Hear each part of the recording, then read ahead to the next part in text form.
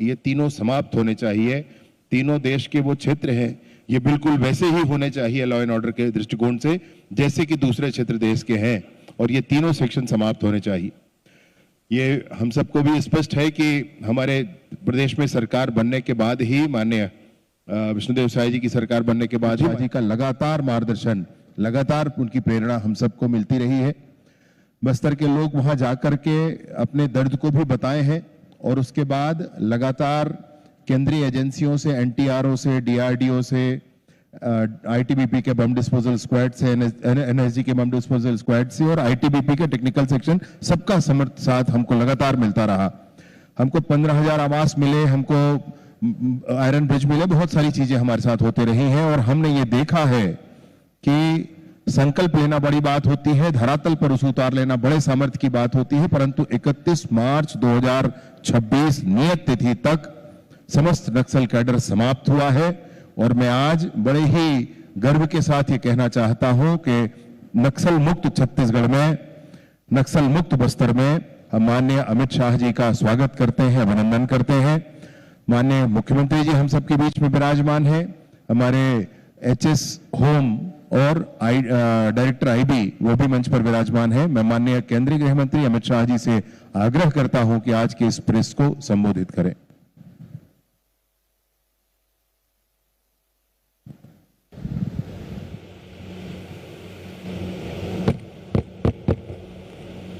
मित्रों, आप सभी का गृह मंत्रालय की इस प्रेस वार्ता में स्वागत है। मैं 31 मार्च 2026 के बाद पहली बार बस्तर में आया हूं। यहां मध्य क्षेत्रीय परिषद की 26वीं बैठक थी, और कल से मैं यहां पर हूं।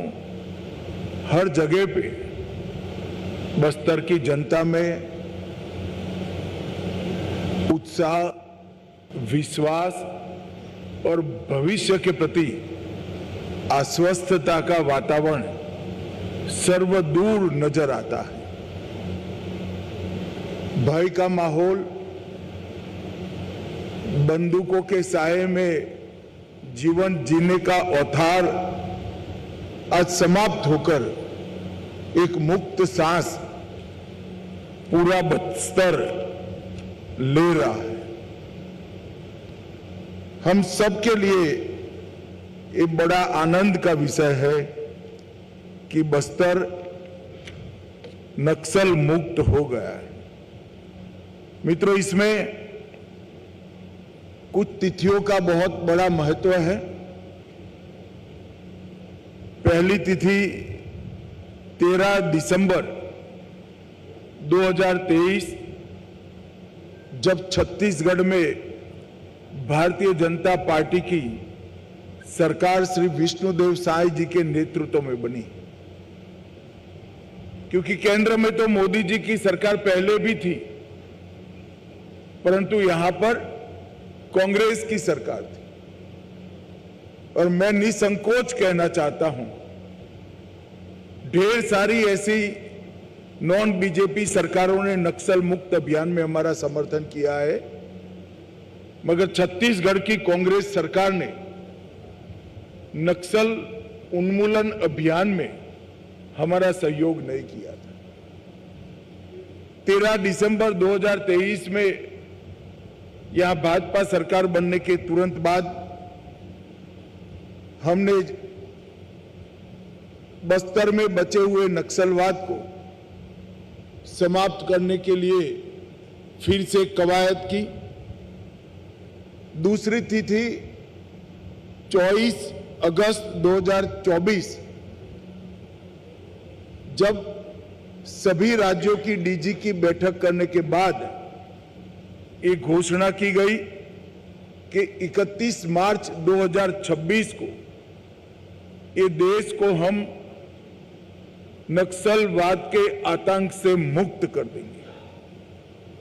तीसरी तिथि आप सभी जानते हैं, 31 मार्च 2026, सुरक्षा बलों के पराक्रम, साहस और उनके बलिदान के कारण 31 मार्च 2026 की जो तिथि तय हुई थी, उसके पहले देश से नक्सलवाद का संपूर्ण उन्मूलन हो चुका है।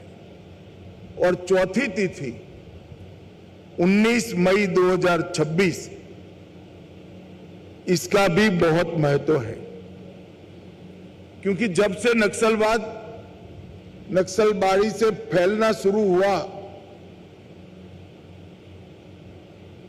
उसके पक्षधर लोग, बुद्धिजीवी ये बता रहे थे कि नक्सलवाद इसलिए अस्तित्व में आया है कि कुछ क्षेत्र में विकास नहीं पहुंचा है, जबकि ये वास्तविकता नहीं थी। आज पीछे मुड़कर देखते हैं तो विकास न पहुंचने का कारण ही नक्सलवाद था। देश में कई सारे हिस्से ऐसे थे जो नक्सल प्रभावित क्षेत्र से भी ज्यादा पिछड़े हुए थे, मगर वहां नक्सलवाद नहीं हुआ और वो क्षेत्र धीरे धीरे शहन आगे बढ़ गए। मगर हमारा बस्तर और कई सारे क्षेत्र जो नक्सलवाद प्रभावित रहे, वो झस के तस रहे। और 19 मई 2026 की ये तिथि है कि जहां से नक्सल प्रभावित क्षेत्र में संपूर्ण विकास की परिकल्पना को लॉन्च किया जा रहा है। कल ही मैंने वीर शहीद गुंडाधुर सेवा डेरा का उद्घाटन किया है। वीर शहीद गुंडाधुर सेवा डेरा ये एक संकल्पना है। ये पूरे क्षेत्र को, केरल जितने बड़े भूभाग के बस्तर के 7 जिले को नक्सलवाद से मुक्त कराने के लिए भारत सरकार के गृह मंत्रालय के द्वारा यहां पर करीब करीब 200 सुरक्षा कैंप बनाए गए। वो कैंप में सीएपीएफ के जवान, डीआरजी के जवान, छत्तीसगढ़ पुलिस के जवान रहकर वो क्षेत्र की सुरक्षा की चिंता करते थे। मगर अब बस्तर नक्सल मुक्त हो गया है, तब हमने तय किया है कि प्रथम चरण में ये 200 कैंपों में से 70 कैंप, करीब करीब 1/3 कैंप को हम वीर शहीद गुंडाधुर सेवा डेरा में तब्दील करेंगे। क्या है वीर शहीद गुंडाधुर सेवा डेरा? ये वीर शहीद गुंडाधुर सेवा डेरा का काम है सरकार को गांव के दरवाजे तक ले जाना, सरकारी सुविधाओं को बस्तर के हर आदिवासी भाई बहन के घर के दरवाजे तक ले जाना। एक ही जगह पे ये सेवा डेरा में बैंकिंग की सुविधा होगी, आधार कार्ड भी बनेगा, सारी डिजिटल सेवाएं उपलब्ध होगी। कॉमन सर्विस सेंटर के माध्यम से 371 राज्य सरकार और केंद्र सरकार की योजनाओं का फायदा मिलेगा। बैंकिंग कॉरेस्पोंडेंट भी वहां उपस्थित होंगे, कौशल प्रशिक्षण भी होगा, जिसके माध्यम से रोजगारी के लिए सभी को तैयार किया जाएगा। स्वास्थ्य सेवाएं भी वहां पर उपलब्ध होगी, सस्ता अनाज की दुकान भी होगी, प्राथमिक शाला भी होगी, आंगनवाड़ी भी होगी। तो एक प्रकार से एक ही सेवा डेरे के अंदर विकास के सारे काम वहीं पर उपलब्ध हो जाएंगे। और उसका उद्देश्य होगा कि 50 साल से यहां जो विकास के महरूम रह गए नागरिक हैं, उनको सभी योजनाओं का 100% सैचुरेशन करा देना, इस क्षेत्र में रोजगारी लाना और हर ट्राइबल को छोटे छोटे काम के लिए बहुत दूर नहीं जाना पड़ेगा। और आर्थिक गतिविधियों का केंद्र भी ये डेरा बनेगा। महिलाओं का आजीविका का साधन भी वहीं होगा। वहां सिलाई प्रशिक्षण, ढेकी चावल, इमली प्रोसेसिंग की इकाइयां जैसी कई सारी चीजों के लिए कौशल से युक्त आदिवासी माता बहनों को कराया जाएगा। अब विकास की भागीदारी महिलाओं की भी होगी। यहां पर पैक्स भी बनेगा, यहां पर गांव की डेयरी भी बनेगी और ये डेयरी में हर ट्राइबल महिला अपने पशु का दूध वहां पहुंचा पाएगी। यही सेवा डेरा का उपयोग कर हम बस्तर के हर आदिवासी नागरिक को एक गाय और एक भैंस देने वाले हैं, जिनके माध्यम से कोऑपरेटिव तरीके से वो अपना दूध पूरे भारत में मार्केटिंग कर पाएंगे। एनडीडीबी के साथ छत्तीसगढ़ सरकार ने एग्रीमेंट कर लिया है। हमारे उप मुख्यमंत्री गुजरात जाकर कोऑपरेटिव डेयरी का पूरा मॉडल समझकर आए हैं और आने वाले 6 माह में हम यहां पर बस्तर संभाग में डेयरी का एक बड़ा नेटवर्क बनाने जा रहे हैं। मित्रों, यहां जहां पहले बंदूक के संगीन के साए थे, वहां पर विकास पहुंच जाएगा और ये युवाओं के लिए बहुत बड़ा संदेश है कि अब तक नक्सलवादियों के कारण, नक्सल आंदोलन के कारण ये पूरा क्षेत्र विकास से महरूम रह गया था। ना उनका राशन कार्ड मिला, ना उनको मुफ्त अनाज की योजना का फायदा मिला, ना 5 लाख तक का स्वास्थ्य का बीमा मिला, ना उनके धान को 3100 रुपया क्विंटल खरीदने की व्यवस्था की गई। रोजगारी का दूर दूर तक नामो निशान नहीं था। ना गांव में बिजली पहुंची, ना पानी पहुंचा, ना स्कूल पहुंची।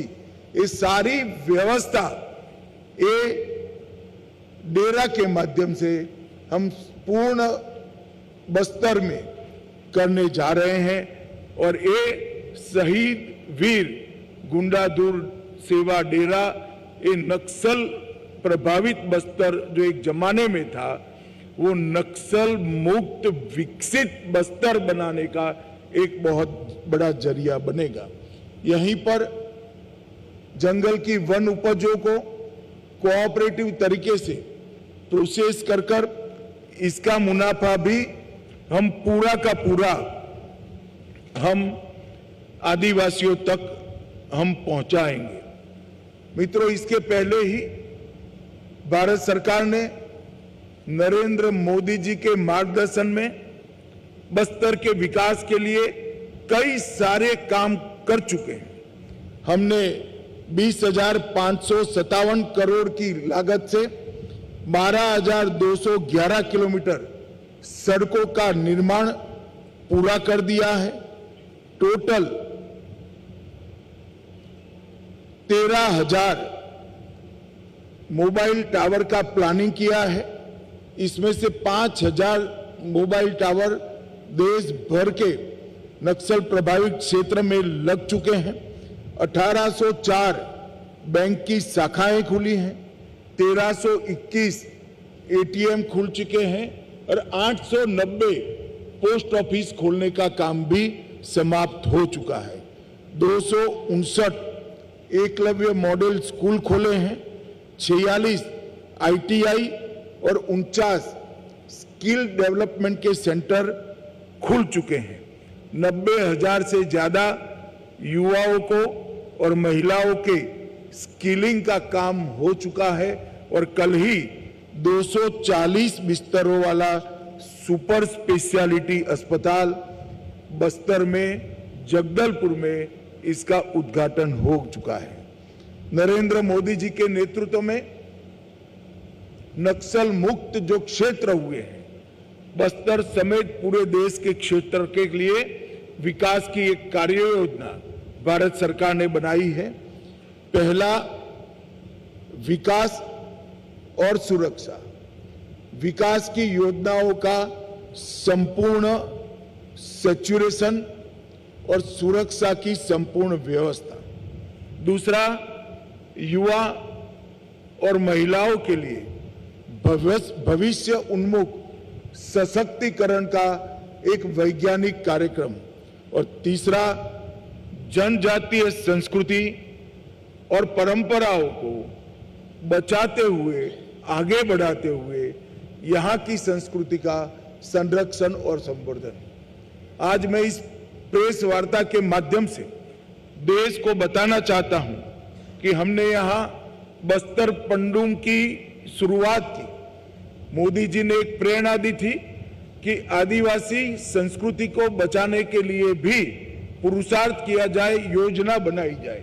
ये बस्तर पंडुम के अंदर आदिवासी नृत्य, गीत, भाषा, वेशभूषा, व्यंजन, ये सभी प्रकार की यहाँ की संस्कृति को हस्तशिल्प समेत ये बस्तर पंडुम में एक बड़ा प्लेटफॉर्म दिया गया है। और मैं यहाँ आया था 1 साल पहले, 45,000 लोगों ने बस्तर पंडुम में हिस्सा लेकर इस सभी गतिविधियों को आगे बढ़ाया है।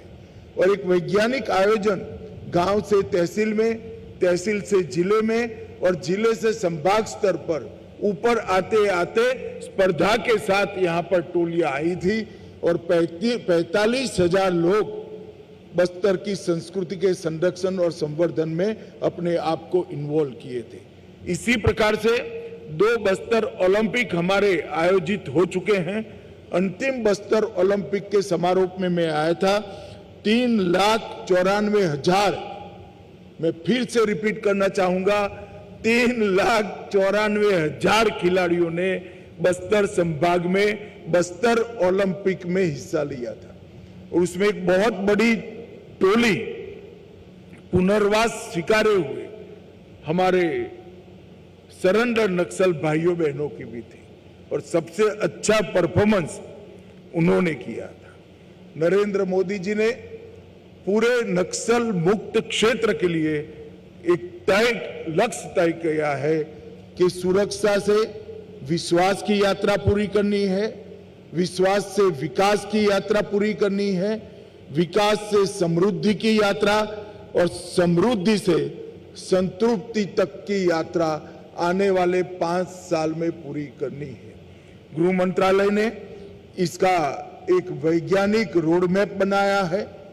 और भले विजय भाई ने शुरुआत में कहा कि बस्तर नक्सल मुक्त हो गया है, मैं ऐसा मानता हूं कि सुरक्षा से विश्वास, विश्वास से विकास, विकास से समृद्धि और समृद्धि से संतृप्ति की यात्रा जब समाप्त होगी तभी बस्तर को नक्सल मुक्त माना जाएगा। और यहां से देश भर के माओवादी विचारधारा के अनुयायियों को हम एक संदेश देना चाहते हैं, हिंसा किसी भी बात का समाधान नहीं। लोकतांत्रिक मूल्य, परस्पर सहयोग और विकास की अवधारणा ही व्यक्ति के विकास का आधार बन सकते हैं। हिंसा से किसी का विकास नहीं हो सकता, न व्यक्ति का, न गांव का, न क्षेत्र का। और ये हमने आगे देखा है। नक्सलवाद गरीबी के कारण फैला था, वो भ्रांति को दूर करने का काम शहीद वीर गुंडा दूर सेवा डेरा करेगा, ऐसा मेरा पूरा विश्वास है। जब एक क्षेत्र पूरा विकसित होगा तब यहां से दुनिया भर में संदेश जाएगा कि यहां स्कूल इसलिए नहीं बने क्योंकि नक्सलियों ने स्कूल तोड़े थे। यहां सड़कें इसलिए नहीं बनी कि नक्सलियों ने इसमें विघ्न डाला था। यहां अस्पताल इसलिए नहीं चले कि उन्होंने अस्पताल के कर्मियों को मार डाला था। और यहां बैंक इसलिए नहीं आए कि नक्सलियों ने बैंकों को लूटकर बंद कराने का काम किया था।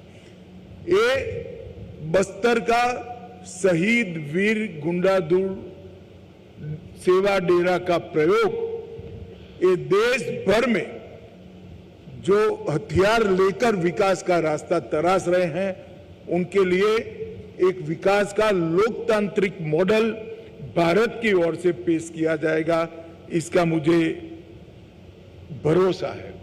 मैं अंत में बस्तर के सभी नागरिकों को भारत सरकार और देश के प्रधानमंत्री नरेंद्र मोदी जी की ओर से भरोसा दिलाना चाहता हूं कि अब भय से जीने की जरूरत नहीं है। यहां नया सूर्योदय हो चुका है। भले आजादी के इतने साल बाद ही अब विकास का रास्ता प्रशस्त हो रहा है। यहां के आदिवासी युवा और महिला विश्वास के साथ आगे बढ़े। भारत सरकार और छत्तीसगढ़ सरकार आपके साथ है। कंधे से कंधा मिलाकर आपके जीवन में उजियारा लाने के लिए दोनों सरकारें कटिबद्ध है। मित्रों, कितने लोगों का, निर्दोष लोगों का खून बहने के बाद, न जाने कितने युवा सुरक्षा अधिकारियों की शहीदगी के बाद, न जाने कितने करोड़ों करोड़ों आदिवासियों के जीवन अंधेरे में व्यतीत करने के बाद हम सब के लिए आनंद का विषय है कि आज बस्तर के अंदर नया सूर्योदय हुआ है। वो विकास का सूर्योदय हुआ है और इसको लॉजिकल एंड तक ले जाने के लिए मैं मीडिया के मित्रों का भी सहयोग मांगता हूं। मित्रों, आज नक्सल प्रभावित क्षेत्र जो था बस्तर, वो विकसित क्षेत्र बनने जा रहा है। तब बस्तर की जनता को भी मैं आगाह करना चाहता हूं कि यही लोग जो माओवादी विचार सरणी से प्रेरित होकर बंदूक लेकर हमारे बस्तर को बर्बाद किए, वो भेष बदल कर आएंगे, बात बदल कर आएंगे, नाम बदल कर आएंगे। किसी के बहकावे में मत आना। छत्तीसगढ़ सरकार और भारत सरकार दोनों आपकी चुनी हुई सरकार है और वो लोकतांत्रिक तरीके से पूरे बस्तर का विकास करेगी। बहकावे के लिए जो आते हैं उनके साथ अगर आप बस्तर की जनता बात करनी चाहती है तो उनसे हिसाब मांगना कि हमारे 50 साल के नुकसान का पहले आप हमें हिसाब दीजिए, इसको भरपाई करिए, फिर बात करिए। भारत सरकार और छत्तीसगढ़ सरकार दोनों कंधे से कंधा मिलाकर ये पूरे क्षेत्र को समस्त देश में सभी आदिवासी संभागों में सबसे विकसित संभाग बनाने के लिए कटिबद्ध है और आने वाले 5 साल में ही बस्तर पूरे देश के सभी आदिवासी संभागों में सबसे विकसित संभाग बनेगा, इसका मुझे विश्वास है। इस मौके पर मैं फिर से एक बार, कई बार मैं बोल चुका हूं मगर फिर से कहना चाहता हूं कि ये नक्सल मुक्त भारत का संपूर्ण यश, जिन्होंने अपना सर्वोच्च बलिदान इस लड़ाई में दिया, वो सुरक्षा बलों के जवान और उनके परिजनों को जाता है। वो सुरक्षा बलों के जवानों को जाता है जिन्होंने नितांत यातनाएं उठाकर इस अभियान को चलाया, लड़ाई लड़ी और यहाँ के ट्राइबल क्षेत्र को नक्सल मुक्त करने में अपना योगदान दिया। मैं फिर से एक बार नक्सल अभियान के कारण जो जवान अपना सर्वस्व बलिदान दिए हैं, वो जवानों को मनपूर्वक श्रद्धांजलि देना चाहता हूं और वो सारे लोग जिन्होंने नक्सलवाद के कारण अपने परिजन गंवाए हैं, उनके प्रति भी मैं संवेदना और सांत्वना व्यक्त करना चाहता हूं। धन्यवाद।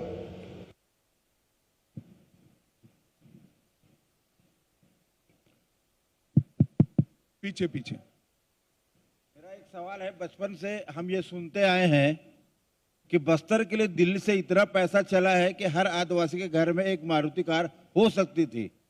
क्या हर आदिवासी के घर में एक मारुति कार खड़ी हो सकती थी? इतना पैसा दिल्ली से चला है, ऐसा बचपन से हम सुनते आए हैं।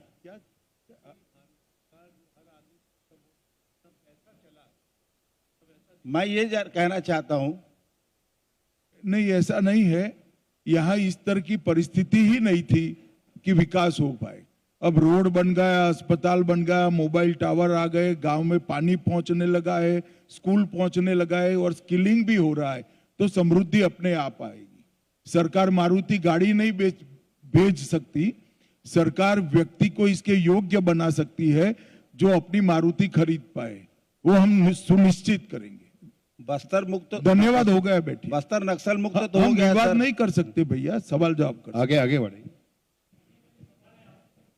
सर, बस्तर नक्सल मुक्त हुआ, इसके लिए आपकी सरकार को बधाई। आपने बस्तर को सर्वश्रेष्ठ बस्तर बनाने की दिशा में जो 2030 का जो विजन दिया है, उस विजन के तहत कल माननीय मुख्यमंत्री 31 का 5 साल, हम 26 में है, 31 में होगा। ठीक है, नहीं, कल माननीय मुख्यमंत्री जी ने एक बात कही कि बस्तर में औद्योगिकरण नहीं होगा, कृषि आधारित विकास हम करेंगे। ऐसे में बस्तर के विकास का मॉडल आप क्या वो कर रहे हैं और बस्तर के लोग अभी कैसे आज मैं आपके सामने शहीद गुंडादूर सेवा डेरा का परिचय करने के लिए हूं। यहाँ के ग्रामीणों को, यहाँ के आदिवासी भाइयों बहनों को सक्षम बनाकर उनका स्किल डेवलपमेंट कर स्वरोजगारी और डेयरी के माध्यम से समृद्ध कराने की हमारी ये योजना है। इसका परिचय कराने के लिए मैं आया हूं। जैसे जैसे समय आगे बढ़ेगा हम आगे की चीजें भी बताते जाएंगे।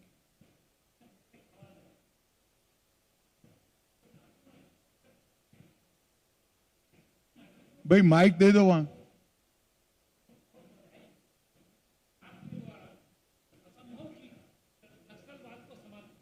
आपको कोटि कोटि साधुवाद। मेरा एक सवाल है, कल आपने जो बादल में एक बहुत बड़ा बात कही थी कि विकसित भारत बिना विकसित बस्तर के संभव नहीं है। तो मेरा सवाल यह है मान्यवर, बिना यात्री निरक सुविधा के बस्तर में कैसा विकास की कल्पना करते हैं? क्योंकि हम बस्तरवासी आज आजाद भारत के पहले या बाद से अभी तक रायपुर ट्रेल में नहीं चल पा रहे हैं। इस संबंध में आप क्या कहना चाहेंगे और भारत सरकार क्या प्रयास करेगी? देखिए एक ऐसे क्षेत्र के विकास की कार्ययोजना बनाने के लिए हम आगे बढ़े हैं जो बाकी के देश के हिस्सों से लगभग 30-40 साल विकास की रेस में पिछड़ गया है। यहाँ अभी हम सभी ग्रामीणों को सशक्तिकरण करेंगे, इंफ्रास्ट्रक्चर भी खड़ा करने का काम साइमल्टेनियसली हमने शुरू कर दिया है। यहाँ इरिगेशन की योजनाओं का भी डिजाइन हो रहा है, रेलवे भी पहुंच रही है और साथ में एक बार ये पहला चरण समाप्त होने के बाद बस्तर के संपूर्ण विकास की भी कार्ययोजना हम बनाएंगे। परंतु मैं इतना सुनिश्चित करना चाहता हूं कि बस्तर का हर नागरिक की अभी जो एवरेज आय है उसको कम से कम हम 5 साल में 6 गुना करने का काम करेंगे।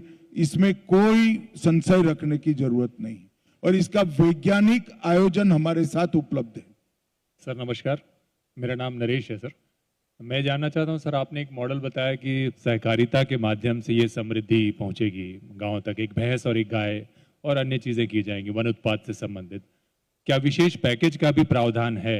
और जो रोजगार है क्या सहकारिता में पैकेज नहीं होता, सहकारिता अपने आप में पैकेज है। सब लोग परिश्रम करके सम्मान के साथ कमाते हैं जी। इसके अलावा क्या विशेष पैकेज? धन्यवाद धन्यवाद।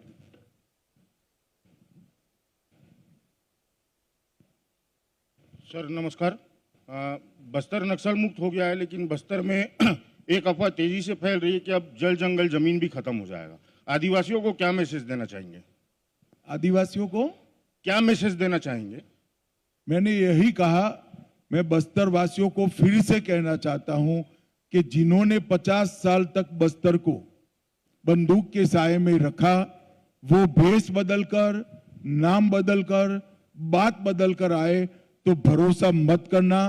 आपकी चुनी हुई तहसील पंचायत, आपकी चुनी हुई जिला पंचायत, आपकी चुनी हुई राज्य सरकार और आपकी चुनी हुई भारत सरकार का भरोसा करना, वो ही बस्तर को विकसित कर सकते हैं।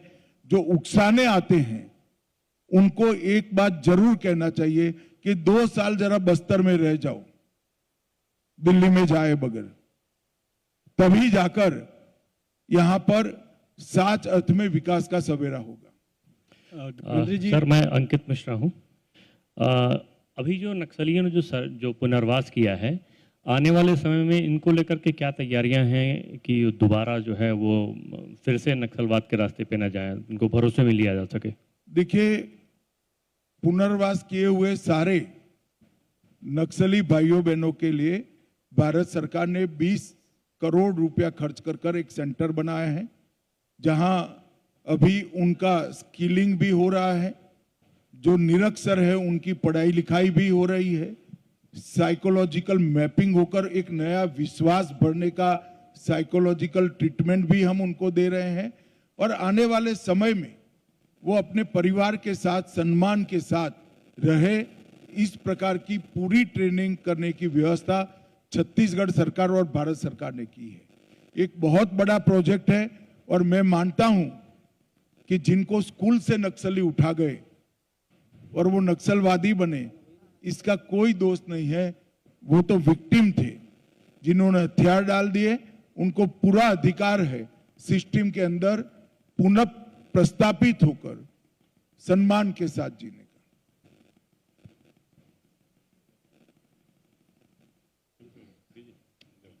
गृहमंत्री जी, नक्सलवाद मंत्री महोदय जी, मेरा ये सवाल है कि नक्सलवाद तो खत्म होने का जिस तरह से दावा किया जा रहा है, ठीक है, नक्सलवाद खत्म हो गया, आगे क्या? बस्तर अभी जिस स्थिति में है वो उसको विकसित होने में अभी एक्चुअल में आपने एक समय अवधि दिया था कि 31 मार्च तक नक्सलवाद खत्म हो जाएगा। अब हमारा ये सवाल है कि अब कब तक आपका ध्यान कहीं बाहर था, मैं पहले कह चुका हूं, फिर से बता देता हूं, 2031 तक। 2000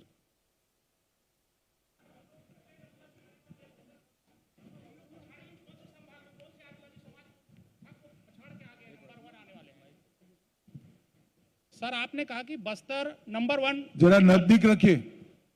आपने कहा कि बस्तर नंबर 1 संभाग बनेगा आदिवासी क्षेत्र में, तो हम किस संभाग को देश के पीछे करके आगे बढ़ेंगे, उसके बारे में थोड़ा पूछा था। कौन सा संभाग है जिसको हम हटा? अभी तो भारत सरकार ने एक बहुत अच्छे सोच विचार के साथ एक योजना बनाई है। कल सभी नक्सल प्रभावित क्षेत्रों के राज्य के अधिकारियों की भी यहां पर मीटिंग थी। इसमें कार्य योजना का डिटेल प्लानिंग सभी राज्य सरकारों के साथ शेयर भी किया गया है। गृह सचिव ने स्वयं एक प्रेजेंटेशन देकर ये कार्य योजना सबके सामने रखी है। अभी बस्तर का जहां तक सवाल है, शहीद वीर गुंडादुर सेवा डेरा से हम शुरुआत करेंगे, और विकास के लिए जो कुछ भी जरूरी है वो सभी चीजें एक के बाद एक इसके अंदर जोड़ते जाएंगे।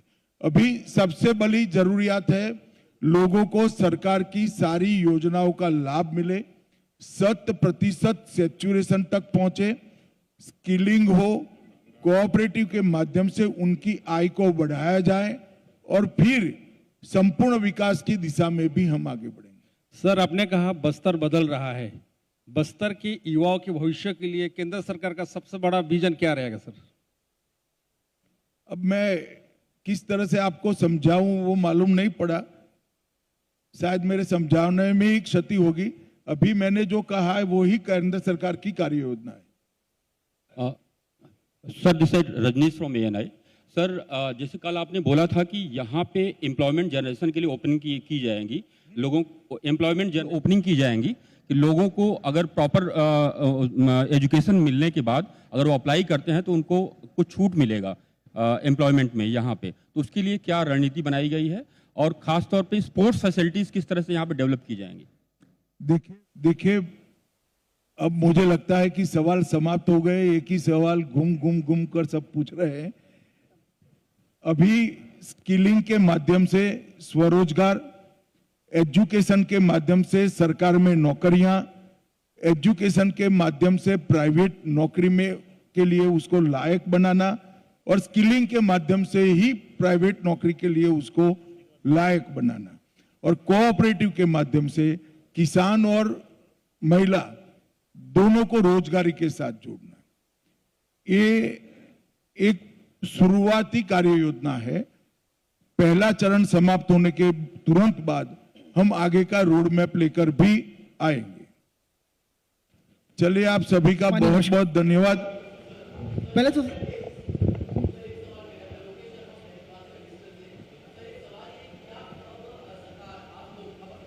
आप लोगों ने बताया है, तो क्या सर एक जनरेशन शिफ्ट वाले मॉडल पर आप लोग काम कर रहे हैं? क्या आने वाले समय में बस्तर का कोई बच्चा पलायन करके अन्य राज्य नहीं जाएगा? क्या बस्तर के लोगों को आधुनिक सुविधाएं यहाँ मिल पाएगी? क्या अरे भैया, बस्तर में तुम एम्स की कहाँ स्थापना थे? हो मैं पाएगी? सारी चीजें बोल गया।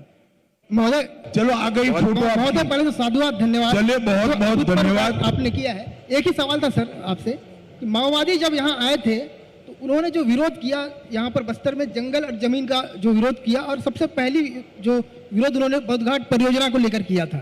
उनका सबसे पहली विरोध जो आया था बोधघाट परियोजना, उसको लेकर आया था, और 40 साल से जो परियोजना बंद पड़ी हुई। बोधघाट परियोजना नहीं, मगर उसका तो परिणाम देख लिया ना, खेती अच्छी हुई ना जीवन अच्छा हुआ। मैं नहीं मानता आदिवासी अब ऐसी चीजों के साथ जुड़े। कल मुख्यमंत्री जी ने दो भाई ऐसा है कि आपने तय किया है कि चीजों को पटरी पर न चढ़ने देना, तो मुझे क्षमा कर दो। आप आपका काम करते रहो, मैं मेरा काम हो गया। मैं समझ गया आप क्या पूछना चाहते हो।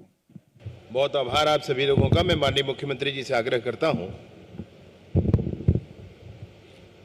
आज के प्रेस कॉन्फ्रेंस में सभी का गृह मंत्रालय की इस प्रेस वार्ता